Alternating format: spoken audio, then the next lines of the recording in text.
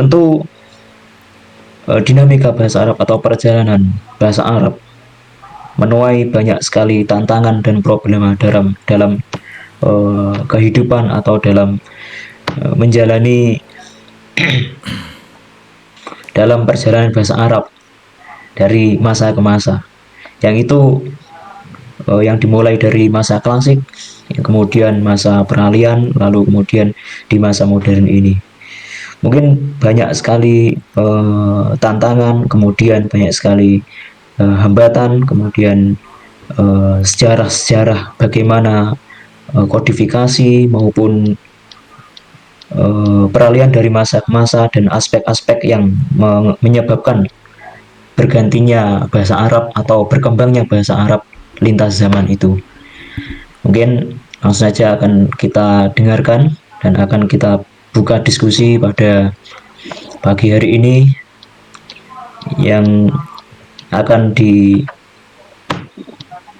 dibicarakan atau yang akan dibawakan oleh Al Ustadz Adam Mustaqim. Kepada beliau kami persilahkan. Tafadhilan Ustaz. Baik, bismillahirrahmanirrahim. Assalamualaikum warahmatullahi wabarakatuh. Waalaikumsalam warahmatullahi wabarakatuh. Bismillah, wassalatu wassalamu ala rasulillah, alhamdulillah, amin. Terima kasih waktunya Bang Rois. Ini sebenarnya yang lebih tahu tentang bahasa Arab ini alumni sastra Arab ini. Saya cuman murid. Ini kita saling belajar, kita saling menimba ilmu di sini ya. Sebenarnya wawasan saya seputar bahasa Arab juga masih sangat terbatas. Ini lebih tepatnya sharing pengetahuan aja. Salawat serta salam selalu kita haturkan kepada baginda Nabi Muhammad SAW yang dengan risalah beliau, risalah yang berbahasa Arab dengan lisan berbahasa Arab dan diutus yang mulainya kepada bangsa Arab hingga tersebar ke seantero dunia, salah satunya di negara kita Indonesia. Hadirin rahimakumullah, kalau kita melihat dinamika perkembangan bahasa Arab ini, kita harus mengetahui dulu latar belakang kemudian sejarah bahasa Arab itu sendiri. Sebenarnya sudah sangat banyak ya, sudah sangat banyak teori-teori yang mengatakan dari mana awal mula munculnya bahasa Arab itu, atau dari kapan bahasa Arab itu mulai berkembang, dan lebih substantif lagi kapan mulai bahasa Arab itu muncul. Ada yang mengatakan, teori yang paling tua mengatakan bahwa bahasa Arab itu mulai ada ya semenjak digunakan oleh Nabi Adam alaihissalam. Tapi teori ini cukup teologis ya, karena walaupun tidak bisa kita teliti secara empiris, secara data. Ada beberapa jurnal yang mengatakan tentang kenapa teori ini berkembang dan kenapa Nabi Adam berkata, konon katanya pakai bahasa Arab, karena dialog yang Allah gunakan di Al-Quran itu pakai bahasa Arab, yang sangat familiar di surat Al-Baqarah itu ya, ketika Nabi Adam berdialog dengan Allah, kemudian wa'allama Adam al-asma'a kullaha, yang pada akhirnya Nabi Adam diturunkan ke bumi, kemudian Intinya dialog dalam Al-Quran tersebut, dalam Quran surah Al-Baqarah tersebut, Allah menggunakan firman berbahasa Arab. Ini ada teori yang cukup debatable. Kenapa demikian? Karena ya bagaimana tidak, karena bahasa Al-Quran ya bahasa Arab, sehingga tidak bisa kita memberikan justifikasi bahwa Nabi Adam itu berbahasa Arab. Itu berarti kita memberikan justifikasi Nabi Musa pakai bahasa Arab karena dialognya Allah kepada Nabi Musa dalam Al-Quran pakai bahasa Arab. Kan demikian ya logikanya. Jadi sebenarnya kalau secara teoritis logika tersebut kurang bisa diterima, karena walaupun Nabi Adam dalam Al-Quran berdialog dengan Allah berbahasa Arab, tetapi tidak bisa kita memberikan judge bahwa Nabi Adam pakai bahasa Arab. Seperti halnya Nabi Musa, Nabi Ibrahim, Nabi Isa berdialog dengan Allah perantara malaikat Jibril atau tanpa perantara, itu berbahasa Arab, bukan berarti mereka pakai bahasa Arab. Nah ini bahasa yang tertua itu sebenarnya ada yang mengatakan bahasa Semit ya, yaitu turunan dari Nabiullah Nuh alaihissalam. Jadi Nabi Nuh itu kan punya putra 3 kalau dalam sejarah, Sam, Ham, sama Yafis. Sam, Ham, sama Yafis. Jadi kalau Sam inilah yang nanti menurunkan bahasa-bahasa Semit, makanya dinisbahkan kepada putra Nabi Nuh yang bernama Sam atau Samitik atau Semitik itu. Jadi dari Iya, iya. situlah bahasa Arab itu mulai bermuncul, walaupun ketika itu namanya bukan bahasa Arab ya tentunya, karena punya banyak turunan kayak misalnya bahasa Ibrani juga termasuk bahasa turunan dari bahasa Arab. Kemudian bahasa Arab itu salah satu turunan dari bahasa Semit, lebih tepatnya seperti itu. Jadi sekali lagi bahasa Arab itu adalah salah satu turunan dari bahasa Sam atau bahasa Semitik, salah satu putra Nabi dari Nabiullah Nuh alaihissalam. Kemudian bahasa Suryani, kemudian bahasa Ibrani itu adalah bahasa turunan dari mereka.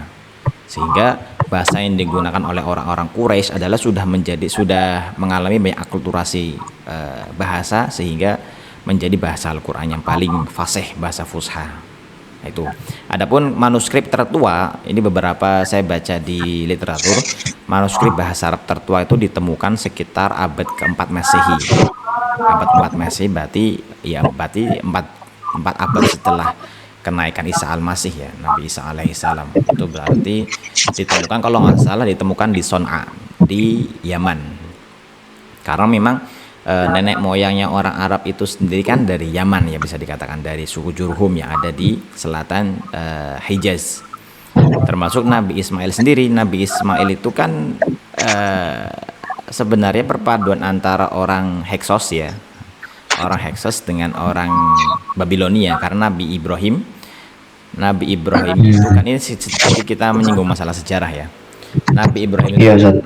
Nabi Ibrahim kan itu kan lahir di Ur di Babilonia, yang kemudian beliau punya istri dua, yaitu Hajar dan Sarah. Sarah, ya benar, Hajar dan Sarah. Dari Siti Sarah inilah nanti melahirkan suku Yahudi yang bercikal bakal dari Nabiullah Yakub alaihissalam, cucu Nabiullah Ibrahim, Nabi Ishak bin Ibrahim, kemudian Nabi Yakub bin Ishak bin Ibrahim, itu. Nah, terlepas dari itu semua, nanti Nabi Ismail melahirkan suku Arab. Tetapi walau demikian, Nabi Ismail itu sendiri sebenarnya bukan orang Arab, karena ibundanya sendiri, yaitu Siti Hajar, itu bukan dari orang Arab, tetapi dari orang suku Heksos yang dari, kalau sekarang daerah teritori Mesir ya. Sehingga bisa dikatakan Nabi Ismail itu perpaduan antara ayah yang berdarah Babilonia dan ibu yang berdarah Mesir. Dan Mesir kala itu bukan seperti sekarang. Mesir itu kan sekarang Arab ya, tapi Mesir ketika itu sudah banyak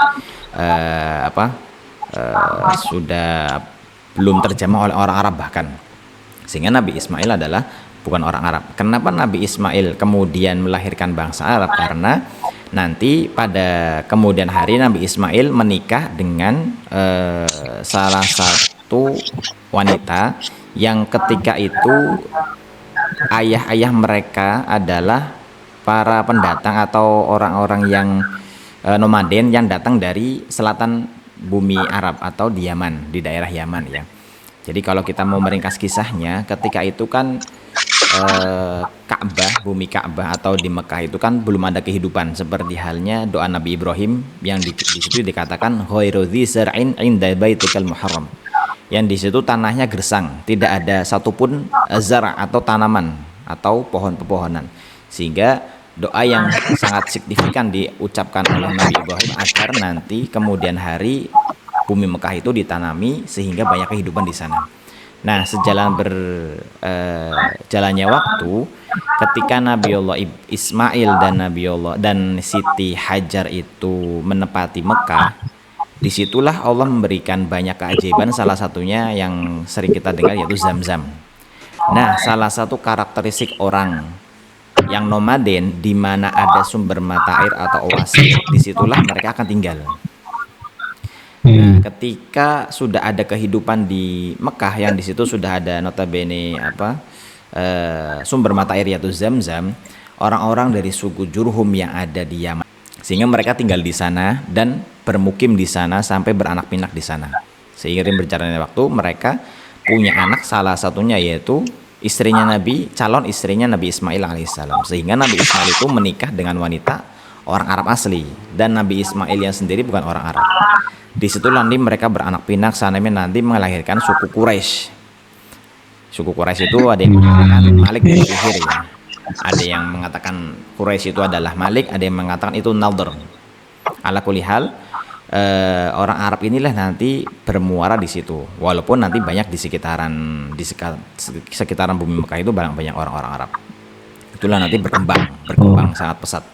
Sehingga bisa kita katakan bahasa Arab yang digunakan di Quraisy itu lebih baru daripada di Yaman, karena Yaman itu berbahasa Arab yang lebih lama, lebih tua. Apalagi dalam sejarahnya ada Arab, kan ada beberapa klasifikasi Arab ya, ada Arab Baida dan Arab yang ada di musta'ribah. Mustaribah. Salah satunya Arab-Arab yang bahkan sejarahnya hampir tidak bisa kita ketahui, hanya ada nas yang qot'i di Al-Quran, kayak misalnya Nabi Hud yang konon katanya makamnya ada di Yaman itu ya. Itu berarti Nabi, kalau nggak salah, kalau kata Ibnu Katsir dalam tafsirnya, orang nabi dari bangsa Arab itu hanya empat: Nabi Soleh, Nabi Hud, Nabi Syuaib, dan Nabi Muhammad. Ya kalau nggak salah itu ada empat ya: Nabi Soleh, Nabi Hmm. Hud, Nabi Syuaib, dan Nabi Muhammad. Dan itulah awal mula perkembangan. Ini era klasik ya. Kemudian bahasa Arab di masa Khulafaur Rasyidin. Kalau di masa Rasul sudah jelas ya bagaimana peran Al-Qur'an menyaingi menyaingi para syu'ara, orang-orang syair, para penyair di zaman tersebut. Di mana Al-Qur'an itu bukan syair tetapi bahasanya cukup bersajak. Apalagi kalau kita perhatikan bagaimana periode Makkiyah atau periode Mekah turunnya Al-Qur'an. Itu bahasanya sangat indah, pendek dan bersajak. Berbeda dengan bahasa Al-Quran yang periode Madaniyah yang turun di bumi Madinah, yang bahasanya atau kalimat ayat-ayatnya itu relatif panjang ya. Jadi salah satu tujuan Allah menurunkan Al-Quran yang periode Makkiyah itu yaitu untuk menyaingi bagaimana orang-orang para penyair di Mekah itu untuk merasa takjub. Mereka yang merasa paling pandai bersyair ternyata ada redaksi, ada sebuah ayat yang banyak ayat-ayat Al-Quran yang menyaingi hal-hal tersebut. Kemudian di zaman, apalagi nanti di zaman kekhilafahan Abu Bakar ya, Abu Bakar selama 2 tahun, kemudian kekhilafahan Umar, ini yang cukup signifikan. Jadi dinamika bahasa Arab yang bisa dikatakan signifikan itu ada, kalau kita mau mengklasifikasikan, ada 4 periode. Periode Islam ya tentunya, kita terlepas dari periode sebelum Rasul diutus. Yang pertama periode nubuwah, periode Rasulullah, yang tadi kami sampaikan bahwa proses turunnya Al-Quran selama lebih dari 22 tahun itu mengalami perkembangan pesat. Sampai nanti periode Umar bin Khattab, Khulafaur Rasyidin, lebih spesifiknya di zaman Umar. Di mana dari keempat khalifah yang ada, dari mulai Khalifah Abu Bakar sampai Khalifah Ali bin Abi Thalib, masa-masa penaklukan atau fatah, masa-masa ekspansi Islam yang paling pesat itu di zaman Umar. Dari mulai penaklukan Persia, kemudian penaklukan Romawi, kemudian sampai penaklukan masuk ke bumi, diteruskan oleh zamannya Utsman, penaklukan Mesir dan sebagainya. Mesir sudah ditaklukkan ketika itu karena gubernur Amr bin As ya, zaman Umar. Jadi intinya wilayah-wilayah utara di Jazirah Arab itu sudah dikuasai oleh orang-orang Muslim, sudah diekspansikan, sehingga bahasa mereka, salah satu bahasa resminya adalah bahasa Arab. Disitulah bahasa Arab itu berkembang sangat Oh, pesat, iya ya. pesat banget pokoknya. Ini Jadi hmm? selain perkembangan dari masa-masa Rasulullah, berarti ada perkembangan di masa Ada. Khulafaur Rasyidin ya, Ustaz?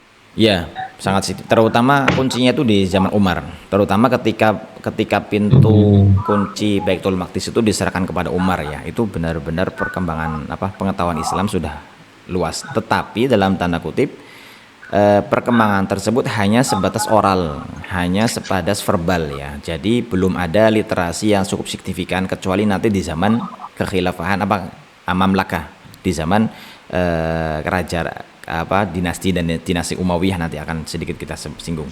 Dinasti Umayyah sama dinasti Abbasiyah. Jadi di zaman Umar bin Khattab sampai nanti di zaman Ali itu perkembangan bahasa Arab itu pesat, tetapi dan bahkan sudah menjadi bahasa resmi, tetapi belum masuk ke literasi teks, literasi manuskrip ya.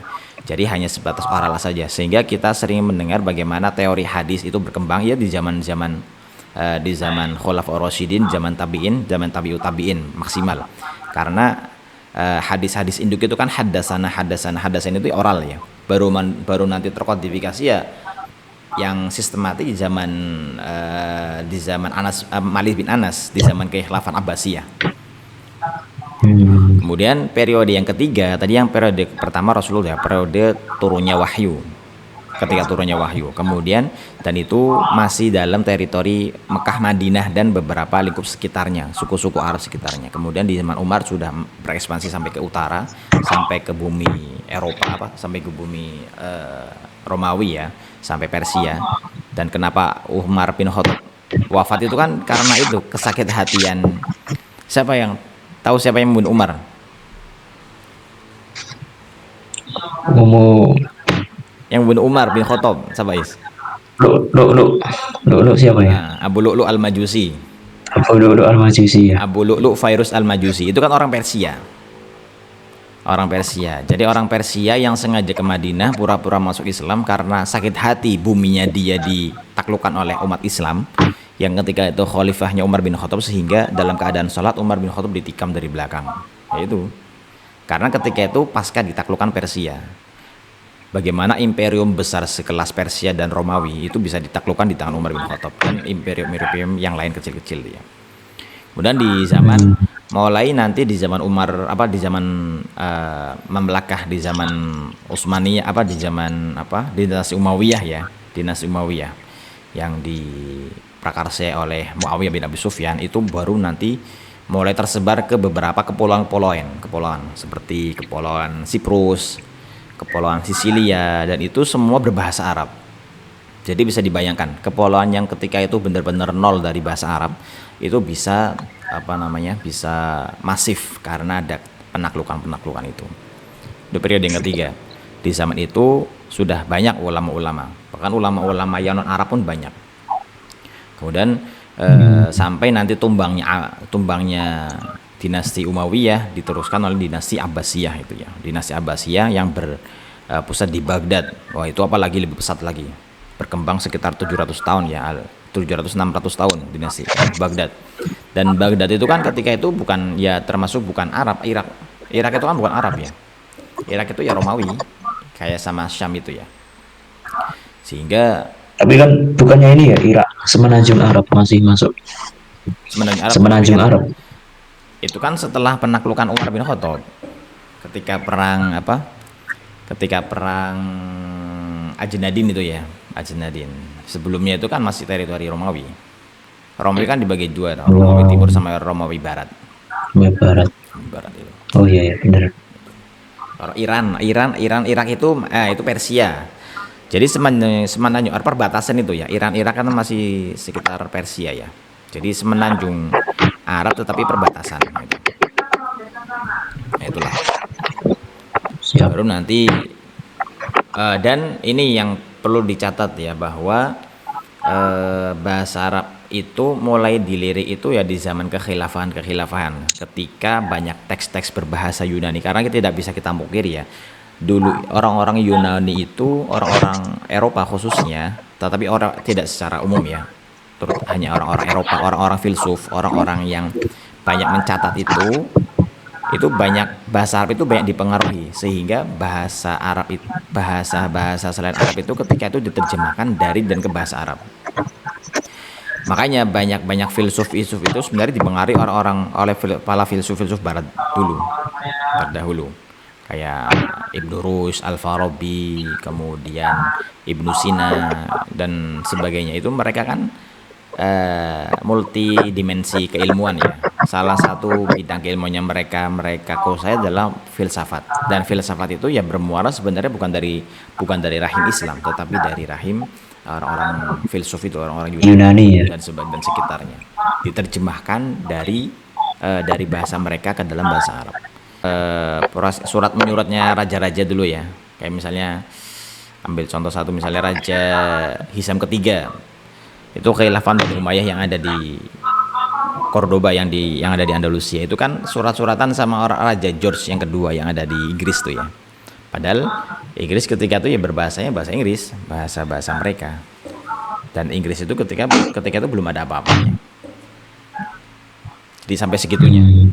Orang yang bukan bahasa Arab itu berusaha belajar bahasa Arab sehingga bisa berdialek, berkomunikasi dengan orang-orang yang Arab. Itu. Nah, itu mungkin salah satu pertanyaan-pertanyaan dari teman-teman, mengapa dulu bahasa Arab itu sempat jaya, sempat tenar. Lalu seiring berkembangnya zaman, kemudian kenapa sekarang bahasa Arab itu meredup dan berganti dengan bahasa Bahasa asing. Inggris sebagai bahasa yes, bahasa internasionalnya itu. Sebenarnya jawabannya simpel, karena ketika itu Islam sedang berjaya itu. Sekarang yang sedang berjaya bukan Islam, jadi yang berjaya bahasanya bahasa Inggris. Kalau kita melihat bagaimana fenomena Golden Age itu kan dari mulai itu ya, penaklukan bumi-bumi non Arab ke dalam bahasa Arab, ke dalam Arab, sehingga bahasa resminya mereka bahasa Arab. Sehingga mau bagaimanapun, ketika mereka ulama-ulama tersebut menuliskan karya mereka dengan bahasa Arab, dan yang bukan orang Arab pun berusaha belajar bahasa Arab. Kitab Kutubus Sittah itu kan bukan orang Arab semua toh. Imam Bukhari, Imam Muslim, Imam Abu Dawud itu kan bukan orang-orang Arab. Rata-rata mereka dari Asia Iya, Tengah. betul. Asia Tengah, ada yang dari Asia, ya rata-rata mereka kayak Asia Utara dan sebagainya. Dan ulama-ulama yang lain itu bukan dari Arab. Termasuk siapa? Imam Madhab Abu Hanifah kan bukan orang Arab ya, orang Arab. Oh, Orang Kufah atau Al-Kufi, orang Kufah. Orang Kufah ya dulu sejarahnya orang Persia tuh. Persia. Nah itu. baik Zat. Mungkin pertanyaan nih Zat. Peralihan dari bahasa Arab dari yang masa-masa bahasa Arab yang emas kemudian beralih dari bahasa bahasa Arab yang maksudnya ini ya, maksudnya bahasa Arab yang saat itu menjadi bahasa yang keemasan dibandingkan bahasa Inggris, kemudian beralih ke bahasa Inggrisnya itu loh, saat itu beralihnya pada masa apa Oh, tuh? masa transisinya. Yaitu Renaissance, tahu ya? Masa transisinya ya. Renaissance. Oh, Renaissance ya, betul betul. Renaissance itu kan di masa tahun berapa? 1258 ya, masa tumbangnya dinasti Abbasiyah tuh. Abbasiyah itu kan tumbang tahun 1258, di mana dilakukan oleh bangsa Mongol. Sebenarnya ada banyak step by step ya. Dimulai dari dihancurkannya perpustakaan umat Islam, Darul Hikmah. Iya. Darul Hikmah itu di Baghdad, kemudian Baitul Hikmah di Andalusia. Jadi peran perpustakaan ketika itu mulai meredup dari tahun ke tahun.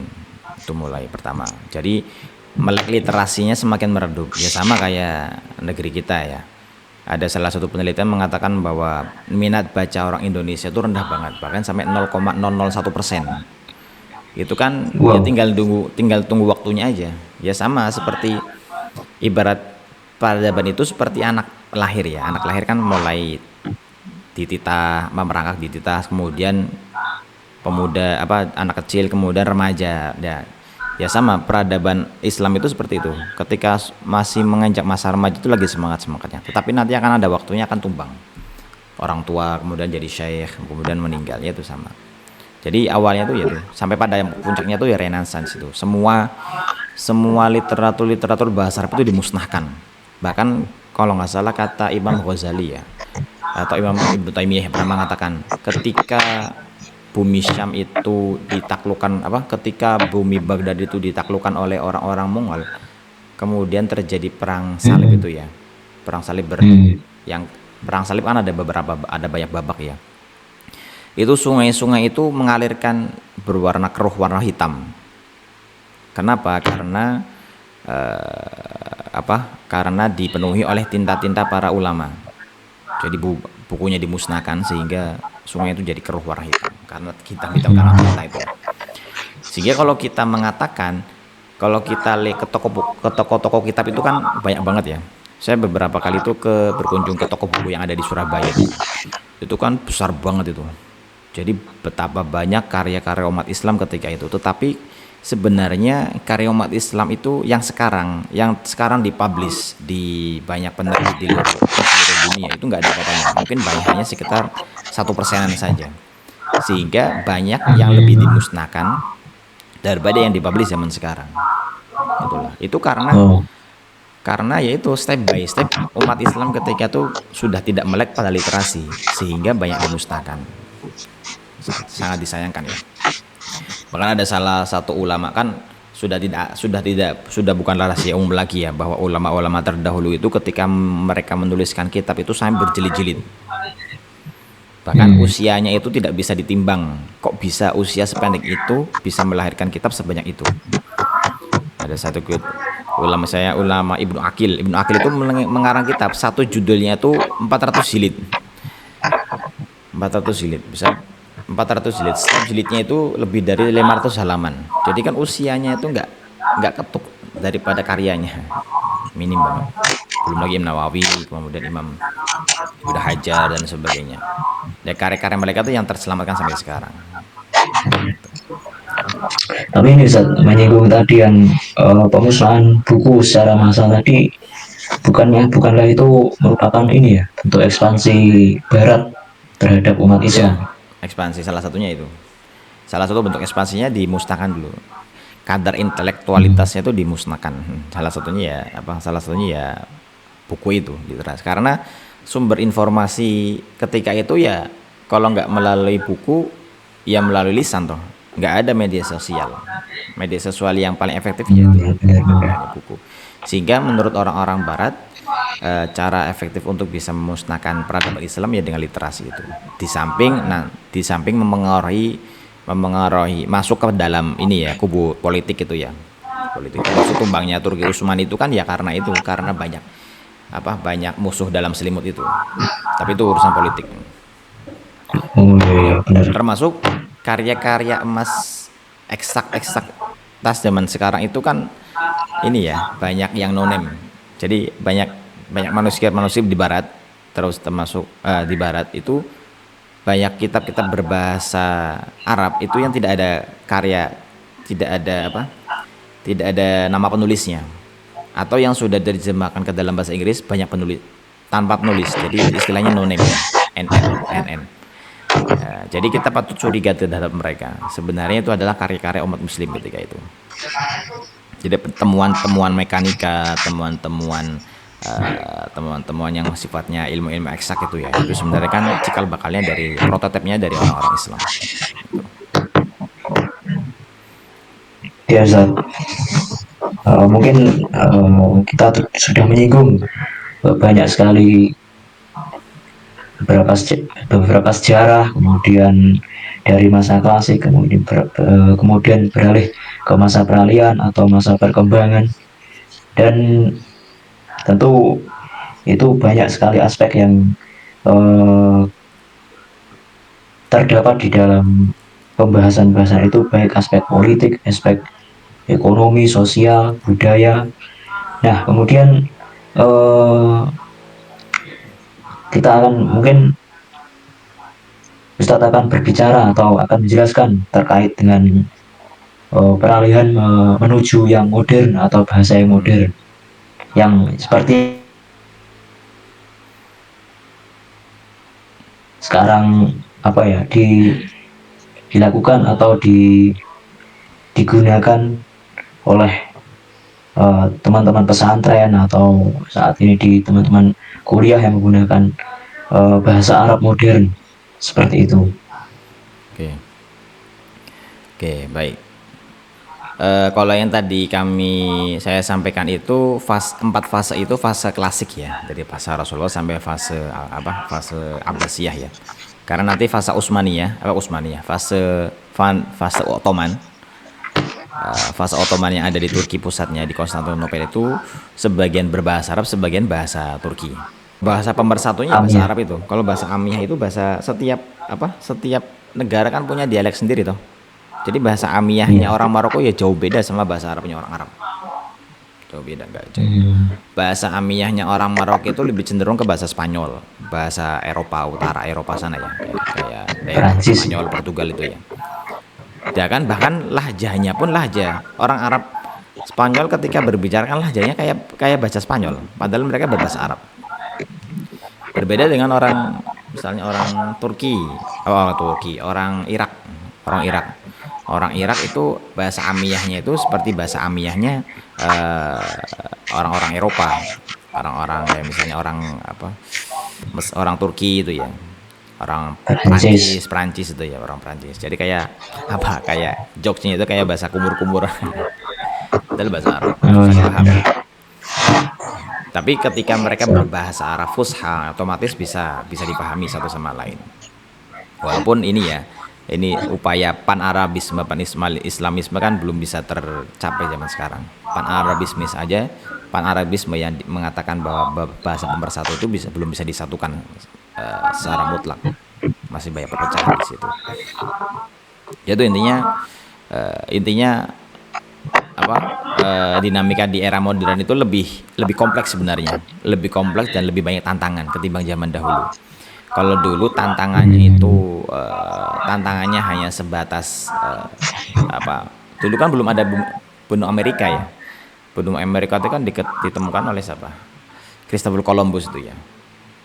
Columbus. Columbus Ya, sekitar 100 abad setelah Ibnu Battuta. Nah, jadi ketika Ibnu abad Battuta, ke-16 ya. iya abad 16-an ya. Jadi ketika Ibnu Battuta itu ketika Ibnu Battuta itu berkelana ke seluruh dunia itu belum terjamah, beliau pun belum menemukan ini ya, belum menemukan benua Amerika. Baru ditemukan itu ya sekitar 100-an tahun atau 150 tahun gitu setelah itu. Hmm. Ya Ustaz. Jadi perkembangan bahasa Arab modern ini maksudnya eh, tadi yang disinggung dimulai dari ini ya, penemuan penemuan minyak di Arab Saudi itu ya, ya. Sebenarnya ini bukan Itu mungkin. bukan jawaban yang tunggal ya. Ada banyak opsi jawaban sebenarnya. Ini salah satunya. Di antaranya sebenarnya banyak penemuan klasik yang baru ditemukan di era modern. Jadi kan banyak kedustaan Hmm. orang-orang Barat ya. Ketika orang-orang Barat itu menemukan karya-karya, terutama karya-karya monumental magnum opusnya mereka, orang-orang ulama terdahulu yang bersifat eksak, yang bersifat teoritis, kayak misalnya kitab sosial Ibnu Khaldun, kemudian kitab Asyifanya Qadhi Iyad, kemudian kitab Al Jabir bil Hayyan yang seputar optikal itu kan baru dilirik satu abad 10 abad setelahnya, jadi 1000 tahun baru ditemukan ya manuskrip kitabnya tuh memang dimuseumkan karena Hmm. mereka orang-orang Barat itu merasa karya-karya orang Islam itu sudah ketinggalan zaman, sehingga baru dilirik ya baru 2 abad, sehingga ketika mereka pelajari lagi, loh kok relate banget ya. Kayak misalnya Jabir bin Hayyan tuh ya, orang-orang Yunani ketika itu mengatakan bahwa mata manusia itu bisa memancarkan cahaya sehingga bisa melihat di keadaan terang. Nah, kemudian dibantah oleh Ibnu Jabir bin Hayyan, tidak, justru mata manusia itu bisa menangkap cahaya, dia matanya sendiri itu yang menangkap cahaya, bukan sebaliknya. Nah, itu kan sebenarnya apa teori-teori dari umat Islam yang kemudian disembunyikan oleh orang-orang Barat. Itu salah satu barangkali itu salah satu jawaban juga. Kemudian yang baru dilirik itu di era sekitar tahun 19-an, abad-abad ke-19-an itu. Tapi yang paling pesat itu ya zaman Renaissance itu. Renaissance itu kan dari mulai orang-orang Eropa itu bener-bener krisis moral, kemudian banyak pembunuhan di sana sini, kemudian dicerahkan oleh orang-orang Islam. Oke Ustaz. Selanjutnya ini Ustaz, mungkin ada pertanyaan terkait dengan pembaharuan bahasa Arab yang terjadi sekarang ini atau perkembangan bahasa Arab menuju modern atau uh, tajdidul lughah al arabiyah mungkin Ustaz. Banyak sekali ini Pengembangan maksudnya kemarin saya pengembangan pembaruan bahasa, pembaruan diksi, atau pembaruan gimana maksudnya? pembaharuan dari segi bahasanya, dari diksi bahasanya itu. Hmm, Itu gimana? kan kemarin saya pernah mengikuti seminar dari Pak Adi Khalilullah, dosen UIN Oh Sunan iya, Pak Edi Kalijaga. Khalilullah. Ya, tahu kan ya, Tahu, tahu. Beliau concern banget tuh bahasa Arab. hmm, itu kan sekarang konsen di Gimana ulangi? beliau konsen di ini di linguis modern, Oh iya. linguistik modern, di linguistik modern. Kemudian beliau mengambil penelitian yaitu tajdidu ilmu nahu atau Hmm. nahu pembaharuan, nahu modern, yang itu sekarang banyak dikaji di Universitas eh, Kairo, Universitas Kairo Mesir. Sedangkan dosen-dosen atau mualim-mualim dari Universitas Kairo itu banyak mengkaji dari Inggris atau dari London, Oh. seperti itu. Itu pembaruannya masih masih baru, sekitar abad ke-19 atau baru-baru ini saat ini. Jadi bagaimana menurut pandangan Ustaz Adam mengenai pembaruan ini? Apakah itu juga apa ya, bentuk daripada dinamika bahasa Arab lintas zaman seperti itu? Kalau yang Syukran, dikatakan syukran. teorinya, kalau yang dikatakan yang dibaharui teorinya sih mungkin iya apa? Kurang tahu juga sih ya. Eh, ini sebenarnya kajian yang baru, yang termasuk modern ya. Kajian Iya, kan ada banyak sudut pandang yang bisa kita ketahui. Yang dibaru itu yang mananya? Pembaruan teorinya, kayak misalnya teori nahu, teori sorof, apa perubahan-perubahan kata, kemudian gramatikalnya, atau perubahan diksinya itu sendiri. Kayak misalnya, ya itu tadi kayak misalnya bahasa-bahasa Mu'arab itu ya, bahasa aslinya diarabkan. Misalnya apa? Wireless, la silki itu bahasa Arabnya. Atau misalnya USB muhawil itu kan yang di apa namanya yang diarabkan atau teorinya. Yaitu bagi saya sih bagus-bagus aja selama tidak merusak tatanan bahasa itu sendiri. Kalau kita belajar iya, bahasa iya. Arab dari basic itu kan sebenarnya kaidahnya gitu-gitu aja ya. Dari mulai kalam, kalam itu ada tiga, kemudian i'rab, itu Benar. i'rab. Nanti kalau kalau baru nanti kalau sudah masuk kajian stilistik misalnya apa tentang kata atau linguistik itu nanti banyak perubahan. Ya kalau di pesantren mungkin jika bisa disebut dengan iklal itu ya. Iklal cabang ilmu sorof itu ya. Bagus bagus malah. Saya pernah menerjemahkan satu disertasi tuh. Eh Ustadz apa dosen dosen IAIN mana? Muhammadiyah. Oh iya Muhammadiyah. Apa namanya? Kampus Muhammadiyah yang di Pacitan. Mengkaji tentang pernah ini guys dan apa Syekh Rusdi Ahmad Tuaimah. Rusdi Ahmad Tuaimah, dia seorang orang Mesir kalau nggak salah ya. Pernah pernah dengar saya. Rusdi Ahmad Tuaimah itu kan dia Saya ulama Mesir kalau nggak salah ya, yang concern di bahasa Arab. Jadi banyak karya-karya beliau itu tentang bahasa Arab. Yaitu beliau salah satu penulisan membahas seputar bahasa Arab itu ada agak off of the book ya, berbeda dengan ulama-ulama bahasa yang lain. Dia tuh mengkaji bahasa dari segi filosofinya, kemudian dari segi gramatika, kemudian termasuk kritik bahasa. Kenapa Oh iya, iya, iya. kenapa ulama-ulama bahasa dari dahulu sampai sekarang itu metode penulisannya monoton. Kalau kita perhatikan kitab-kitab nahwu dari dulu itu kan sebenarnya monoton. Ini tanpa mengurangi rasa hormat ulama-ulama terdahulu ya. Kayak misalnya dari mulai kitab paling tua yaitu Jurmiyah. Andi Awalilwah itu terkait Ya, kenapa ya ilmu-ilmu nahu klasik itu masih monoton gitu loh.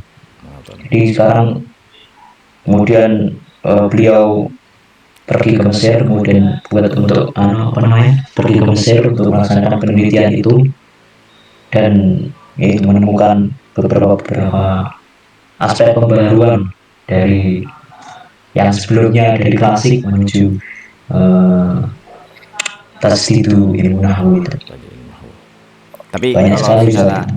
kalau secara keseluruhan saya belum belum gitu paham ya. Kira-kira yang diperbarui itu apa aja? Belum begitu mendalami. Itu perlu dipelajari. Ini barangkali kita akan berdiskusi sama beliau Ustaz. Oh iya boleh. Kalau kayak beliau sibuk banget ya. Sibuk. Enggak lah. Bagus loh. Kalau di Eh, kalau ya. di sastra Arab itu ada berapa mata kuliah yang berhubungan dengan bahasa Arab modernis? Kalau di bahasa Arab, Fakultas Arab itu tadi yang saya amati, yang saya apa namanya, yang saya rasakan sendiri itu lebih fokus atau lebih implementasinya fokus di yang sastranya. Oh, Ada sastra. sebetulnya yang ada yang di bahasa Arabnya juga sebenarnya ada. Dia fokus di teori sama praktiknya. Jadi awal-awal pertama itu kita bahas teori tentang bahasa Arab, kemudian di akhirnya kita tatbiknya itu Kalau atau syair-syair modern tuh, syair-syair modern atau sastra-sastra modern kayak siapa? Shaugi Big, tahu nggak? Shaugi, Shaugi Ahmad Big, Shaugi. Ahmad Shaugi, siapa namanya? Kalau terkenalnya namanya Shaugi Big orang Mesir. Mungkin Saya itu, kurang mungkin itu tahu. juga Ahmad Shaugi. Kemudian siapa? Nawal El Nawal El Sadawi. Sadawi, novelis tuh ya. Nawal El Sadawi, terus siapa lagi tuh? Banyak. Nizar Babani itu Nizar ya. Kobani, ya tuh. Terus Mm-mm. dan kalau paling paling tenar tuh ya Nawal El Sadawi itu udah banyak diterjemahkan novel, novel tentang feminis tuh ya. Feminis. Ya, tentang feminis yang banyak diteliti teman-teman itu seperti itu. Tapi kalau yang ini kalau di sastra UIN itu ya memang lebih lebih ini ya, nggak ada kajian-kajian mengenai, sebenarnya belum belum pernah saya dapatkan terkait kajian tentang sejarah bahasa itu sendiri. Oh, Ada sebenarnya fikul lugah itu, menyinggung fikul lugah itu itu pengantar kayaknya tuh. eh, Psikolog itu paham pengantar saja ya lugah berarti. itu ya. Psikolog. Tapi kan kayak sama kayak ini ya, linguistik, Iya, ilmu lugah sama tapi ya. agak jauh. Linguistik itu kan lebih detail tuh. Kayak linguistik, stilistik, semantik. Beda. Kalau Iya. psikolog itu basic banget tuh, basic. Kalau yang mungkin lebih di dalam itu di kajian temteng, KTT itu loh. Di Oh S2. iya. Di KTT itu kan lebih ke budaya sama bahasa tuh ya, kajian budaya sama bahasa. Dulu saya mau ngambil itu, tapi nggak jadi, takut berat. Kajian untuk Timur Tengah. S3. S3. S3. Kajian Timur Tengah. Dan sebenarnya, Jadi soalnya ini boleh ini dimasukin. tapi sibuk banget. Ini 2 minggu, 2 minggu ke anu, ada Ya ke safari Singapura. dakwah Singapura. Oh itu sama ada dakwah ya berarti. Nggak tahu, kayak mungkin iya. Tapi tahu.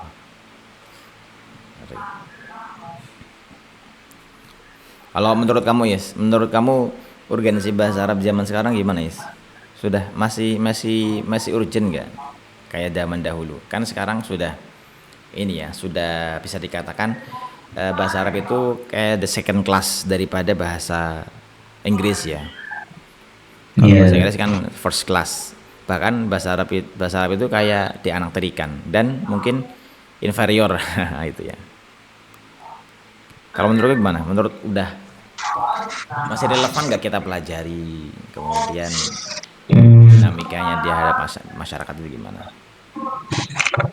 ya kalau menurut pendapat saya pribadi ya tadi ya, Mm-mm. sebelum sebelum saya merujuk ke pendapat-pendapat yang lain, mungkin kalau pendapat saya pribadi ya masih ini ya, masih sangat diperlukan lah, terutama untuk eh, keperluan sisi rohanitas kita Rohani. kepada Tuhan yang Maha Esa.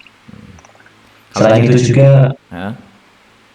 selain itu juga eh, apa ya, perkembangan bahasa Arab yang sekarang ini mungkin banyak sekali mengadopsi dari bahasa-bahasa lain, bahasa-bahasa Inggris, bahasa Prancis, bahasa Belanda mungkin yang pernah saya dengar seperti itu. Dan itu menjadi em, apa istilahnya? Aduh mati.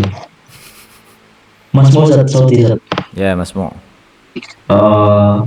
banyak sekali adopsi-adopsi bahasa dari bahasa luar kemudian dimasukkan dalam bahasa Arab yang, dan itu menjadi sebuah inilah nilai apa ya, bukan nilai tapi eh, akulturasi budaya atau yang disebut pertukaran pertukaran budaya ataupun eh, interaksi sosial antara negara satu dengan negara lain seperti itu.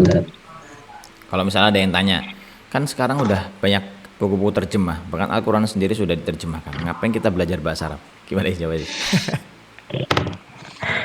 Wah, ini pertanyaan tingkat Itu tingkat tinggi. ini pertanyaan ini pernah ditanyakan ke salah satu orang. Jadi ada salah satu orang tanya ke saya kayak gitu. Ngapain kan tahu kalau saya tuh bisa bahasa Arab walaupun belum expert ya. Jadi dia tanya, ngapain kau belajar bahasa Arab bukannya sekarang sudah banyak kitab Arab diterjemahkan ke Indonesia? Kan kita tinggal baca itunya, apa kita tinggal baca terjemahannya. Toh Al-Quran juga sudah lama diterjemahkan ke dalam bahasa Arab, bahasa Indonesia. Gimana Is?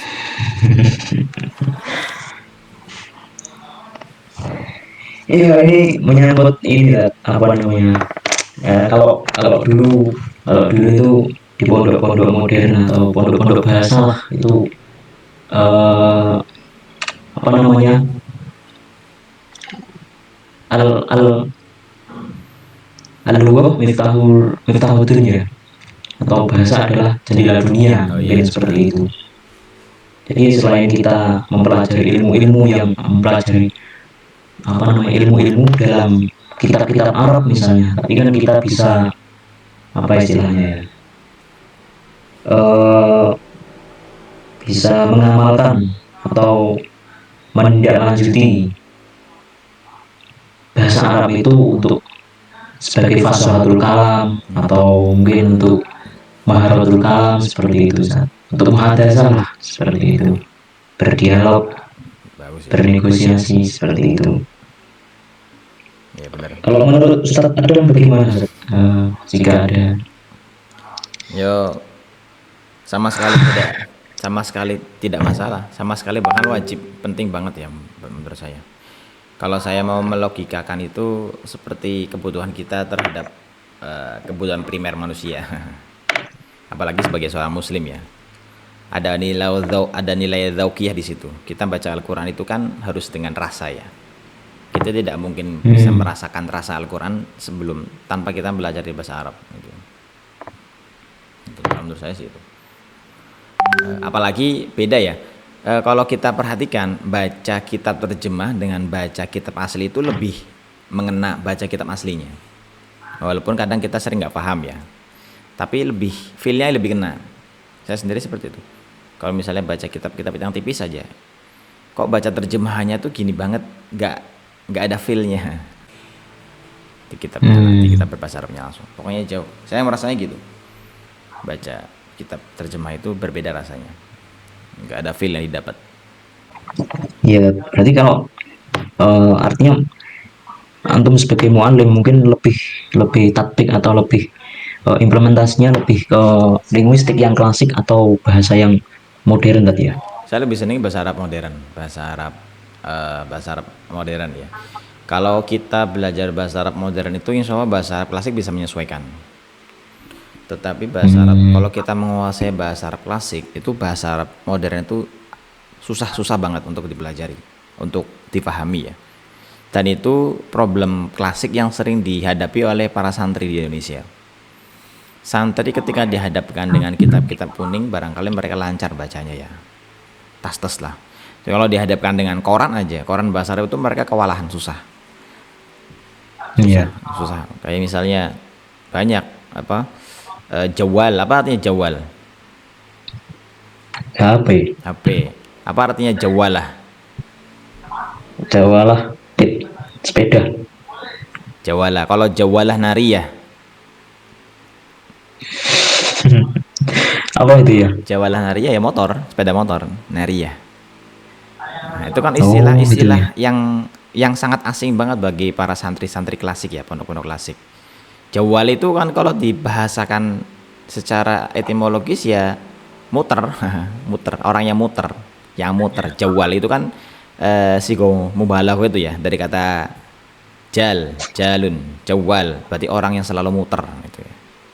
Kalau jawalah berarti tinggal ditasniyahkan aja. Itu kan nggak paham ki maksudnya apa gitu. Atau apalagi kalau ada. Tapi memang ada Jawalah Nariyah gitu ya. Ada. Kalau kamu search Jawalah Nariyah muncul motor nanti. Nariyah api kayak bensin maksudnya, Jawalah Nariyah. Itu hanya Kalau Jawalah Kahruba. apa gerobak. Jawalan Motor Tua listrik. motor. Oh ya mungkin motor listrik. Kalau jawalan harian motor biasa konvensional, motor bensin. Hmm, Dan masih banyak lagi. Saya termasuk Sayaro. beda-beda itu dia. Tapi kalau Sayaro sih umum ya, Sayaro. Sayaro itu kan ya artinya yang berjalan toh. Saro ya siru toh. Sayaro, sayar itu kan rata-rata kata benda modern itu diambil dari sigoh mubalaghah kebanyakan ya. Jawal, sayar, salaj itu kan sigoh mubalaghah tuh. Ya, walaupun nggak semuanya sih. Ya, Tat. Tapi pada intinya ya itu. Kalau menurut saya lebih penting. Dan kalau kita langsung, tapi ini ya step by step ya. Kalau kita mau mempelajari bahasa Arab kontemporer, biasanya susah sebelum kita mempelajari bahasa Arab klasik gitu. Muqaddimahnya bisa dikatakan pengantarnya lah. Pengantarnya kita pakai bahasa Arab klasik. Hmm, Tapi kalau ya, Tat. saya sendiri masih ini ya masih banyak belajar untuk memahami bahasa modern. Karena masih banyak istilah-istilah yang cepet banget ya berkembangnya. Jadi bisa bisa saja 1 tahun ke depan itu akan bermunculan kosakata baru yang baru kita ketahui ketika itu. Kalau karakteristik bahasa Arab klasik kan konstan ya. Jadi flat. Maksudnya kita baca kitab abad ke misalnya ke 6 Hijriah misalnya itu akan sama dengan kosakata di abad ke 1 Hijriah kedua Hijriah misalnya. Kedua 3 Hijriah. Jadi lompatannya tidak begitu signifikan perubahannya. Berbeda kalau zaman sekarang. Kita baca kitabnya siapa misalnya yang modern, yang dahulu Syekh Basun Imron itu ya, tentang lima data akharul muslimun wa lima data taqaddama ghairuhum itu lah. Yang kitab surat Hmm, menyuratnya antara Syekh Basun Imron dengan Syekh Abdul ya. Sakib Arsalan tuh loh. Itu kan bagus tuh. Itu kan dipublish tahun 1940. Itu akan berbeda bahasanya dengan bahasa sekarang kayak misalnya kitab tarikh apa sirahnya Syekh Munir Ghotban berbahasa Arabnya juga agak berbeda itu. Ini ya. Oke, Zat. Baik. Naktafi. Kalau sama lama, Zat. Hah? Nastamir au. Oke. Mungkin naktafi bihadhil fursah. Sanastamir fi fursah tali insyaallah. Siap, Kayak insya seru Allah, itu ya. Zat. Seru kayaknya. Dibuat Ini dibuat sebelum terakhir, Zat. Sebelum terakhir. Buat ada tips dong, Zat. Ini dari Ustadz Adam buat teman-teman eh, teman-teman bahasa Arab atau rekan-rekan yang lagi kuliah bahasa Arab ini untuk lebih mencintai bahasa Arab dan karena kalau untuk bisa itu kan harus mencintai bukan untuk bisa menghayati belajar itu kan harus mencintai ya. nah itu tips dari Ustadz Adam Ya, untuk mencintai bahasa Arab itu dan tips belajarnya bahasa Arab belajar. iya. Nah, kalau kata Rasulullah kan Nah, ini ya. ya, beliau pernah bersabda, uhibbul arabiyyah listalas. Aku cinta bahasa Arab karena 3 hal. Tapi Allah alam ini hadisnya Hmm. sahih atau tidak. Tapi kita bisa mengambil ibrah di situ. Kata Rasulullah, aku cinta bahasa Arab karena 3 hal. Karena li'annil arabi, karena aku orang Arab. Wa li'anna lughatul Qur'an arabiyyah, karena bahasa Al-Qur'an adalah bahasa Arab. Wa lughatu al-jannah arabiyyah, dan bahasa ahli surga ya bahasa Arab. Tuh. Ini motivasi pertama. Kemudian motivasi ke berikutnya, kita sebagai umat muslim sudah seyogianya kita belajar bahasa Arab lebih prioritas daripada bahasa-bahasa yang lain ya. Karena itu bahasa yang selalu kita baca tiap hari Al-Qur'an untuk bisa menghayati. Kemudian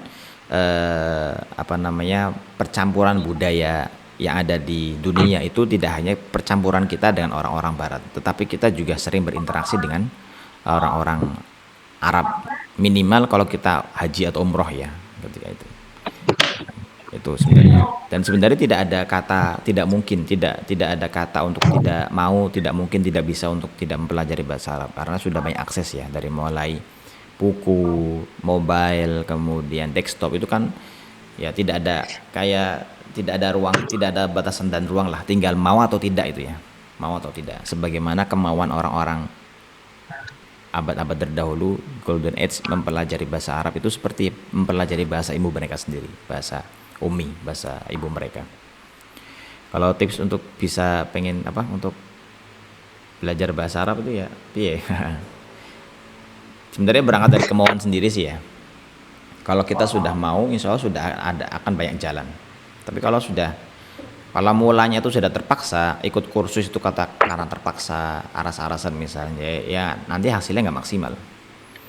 Dan yang terpenting itu kita untuk apa dulu bahasa Arab? Untuk teori kah atau untuk tatbik, untuk praktek itu ya? Karena zaman sekarang itu kayaknya sudah terdikotomi, cukup dikotomis is. Kalau dulu itu orang belajar bahasa Arab itu sudah satu paket, ya teori ya praktek. Maharatul kalamnya iya, Iya. maharatul kitabahnya iya. Tapi kalau zaman sekarang itu apalagi kita hidup di Indonesia ya, itu kayaknya susah untuk menerapkan dua-duanya. Kalau orang belajar bahasa Arab maharatul kalam itu biasanya kitabahnya minus. Atau sebaliknya, kalau orang belajar maharatul kitabah itu biasanya maharatul kalamnya minus itu. Gitu loh. Ya, Oke. karena ala kulli hal ya keadaannya seperti itu ya kita konsentrasikan pada salah satu aja. Dan karena orang Indonesia itu dialeknya itu bukan pakai bahasa Arab ya kita belajarnya bahasa Arab itu orientasinya nggak terlalu tinggi-tinggi lah. Yang penting kita bisa baca aja, bisa baca, bisa memahami. Untuk urusan niat untuk bisa lancar itu harus ada lawan bicara ya. Iya kalau ada lawan bicara, kalau nggak ada kan nanti hanya sebatas di tulisan aja. Itu. Yang penting kita arahkan dulu tujuannya apa. Ya. Oke. Syukran Ustaz. Yes, ya, insya Allah kita ketemu Mungkin lagi. kafa bihadzal kalam ila liqa fi awqatil ukhar. Amin amin amin ya ya. Masalah kok. Yes. Nah, tatim. Ya, syukran Ustaz. Afan afan. Naktafi majlisana fi hadzal nahar bi qiraati alhamdulillahirabbil alamin. Alhamdulillahirabbil alamin. Subhanakallahumma wa bihamdika Hamdika asyhadu an asyhadu la an la ilaha ilaha illa anta astaghfiruka wa atubu ilaik. Guys, assalamualaikum illa anta warahmatullahi wabarakatuh. astaghfiruka wa atubu ilaik. Waalaikumsalam warahmatullahi wabarakatuh.